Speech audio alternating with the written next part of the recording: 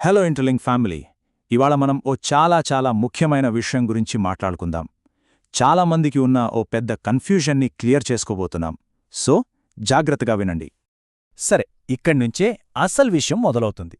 మనం రోజూ 2 నిమిషాలు కేటాయించి చేసే ఆ చిన్న క్లిక్, దాని వెనుక ఎంత పెద్ద విషయం దాగుందో ఎప్పుడైనా ఆలోచించారా? అవును, మీరు విన్నది నిజమే. ఆ ఒక్క చిన్న క్లిక్కే మన ఇంటర్లింక్ గ్లోబల్ వెరిఫికేషన్ అంటే మన ఐటీఎల్జీ భవిష్యత్తును డిసైడ్ చేస్తుంది. వినడానికి కొంచెం ఆశ్చర్యంగా ఉన్నా ఇదే పచ్చి నిజం. ఇది ఎవరో చెప్పిన మాటలు కాదు, గాలి వార్తలు అస్సలు కాదు. ఇది నేరుగా అఫీషియల్ పోస్ట్లోంచి వచ్చిన సమాచారం. అందుకే ఈ ఒక్క పాయింట్ మిస్ అయితే చాలా నష్టపోయే అవకాశముంది. సరే, ఈరోజు మనం కొన్ని కీలకమైన ప్రశ్నలకు సమాధానాలు వెతుకుదాం. అందులో మొదటిది, అందరి మైండ్లో తిరుగుతున్న ప్రశ్న: ఈ వెరిఫైడ్ ఐటీఎల్జీ నిజంగా ఫ్రీయేనా? ఇక రెండవది, ఇది కూడా చాలా మంది అడుగుతున్నారు, అసలు ఎవరికి ముందు వెరిఫికేషన్ వస్తుంది? ఆ ప్రయారిటీ అనేది ఎలా ఇస్తారు? ఇక ఫైనల్గా అన్నిటికన్నా ముఖ్యమైన ప్రశ్న, రోజూ చేసే ఆ మైనింగ్, ఆ ఒక్క బటన్ ప్రెస్ చేయడం ఎందుకంత ఇంపార్టెంట్? ఈ ఒక్క ప్రశ్నకు సమాధానం దొరికిందంటే చాలు, మొత్తం సిస్టమ్ మనకు క్లియర్గా అర్థమైపోతుంది.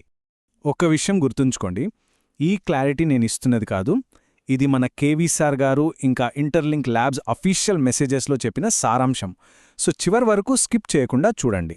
సరే, ఇప్పుడు మనందరిలో ఉన్న అతిపెద్ద అపోహ దగ్గరికి. ఫ్రీ వెరిఫికేషన్ ఇది నిజమా లేక ఓ కట్టుకథా? చూడండి, చాలామందికి మొదట వచ్చే ఆలోచన ఇదే. అదేంటి ఫ్రీగా ఇస్తున్నారు అంటే ఖచ్చితంగా ఇందులో ఏదో స్కామ్ ఉండి ఉంటుంది అని. ఇది చాలా నార్మల్ డౌటే, కానీ ఇక్కడే అసలు విషయం ఉంది. మనం ఇక్కడ ఓ చిన్న కానీ చాలా ముఖ్యమైన తేడాను గమనించాలి. ఇంటర్లింక్ వెరిఫికేషన్ అనేది అవును ఫ్రీ, 100% ఫ్రీ. కానీ అది ర్యాండమ్గా, అంటే అదృష్టం మీద ఆధారపడి ఇచ్చేది మాత్రం కాదు. ఫ్రీ వేరు, ర్యాండమ్ వేరు. ఎందుకలా అంటున్నానంటే, ఈ నెట్వర్క్ ఒక హ్యూమన్ బిహేవియర్ నెట్వర్క్. అంటే ఏంటి?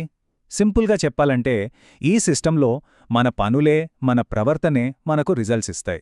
మనం ఎంత కన్సిస్టెంట్గా ఉంటామనేదే ఇక్కడ మ్యాటర్. సరే, బాగుందే. మరి అలాంటప్పుడు మనం రోజూ చేసే ఆ మైనింగ్ క్లిక్కి అసలైన విలువేంటి? ఆ క్లిక్ నిజమైన అర్థమేంటి?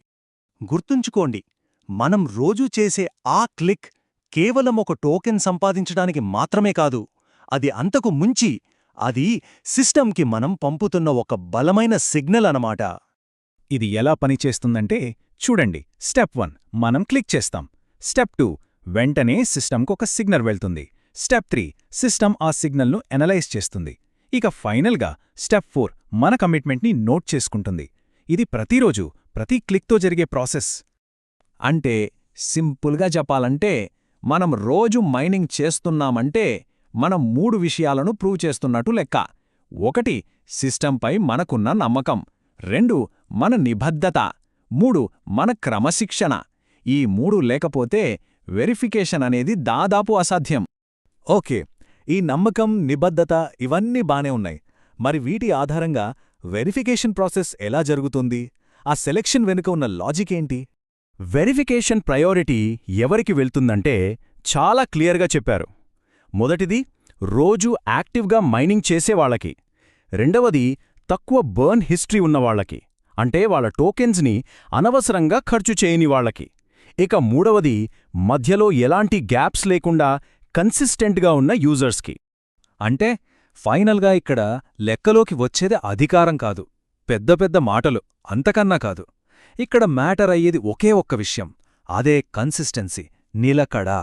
మన నిలకడే మనల్ని ముందుకు తీసుకెళ్తుంది.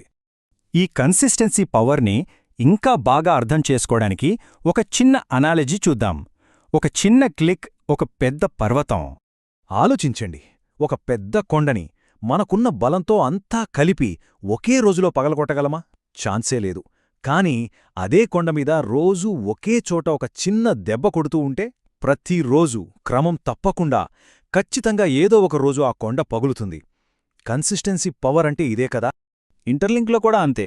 ఈరోజు మనం చేస్తున్న ఈ చిన్న మైనింగ్ క్లిక్ రేపు మనకు రాబోయే ఆ పెద్ద వెరిఫికేషన్కి మనం వేస్తున్న ఫౌండేషన్ అన్నమాట. ఇప్పుడు అసలు విషయానికొద్దాం. పనిచేసేవాళ్లకి, కేవలం డౌట్స్ పెట్టుకుని కూర్చునేవాళ్లకి మధ్య తేడా ఏంటో చూద్దాం.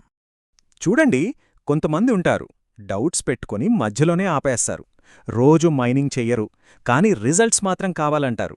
కాని మనకు తెలుసు, ఏ రంగంలో అయినా సరే నిలకడగా ఉండకుండా విజయం రాదు. ఈ ప్లాట్ఫామ్ కూడా అంతే. పనిచేసేవాళ్ల కోసమే, కన్సిస్టెంట్గా ఉండేవాళ్ల కోసమే ఇది.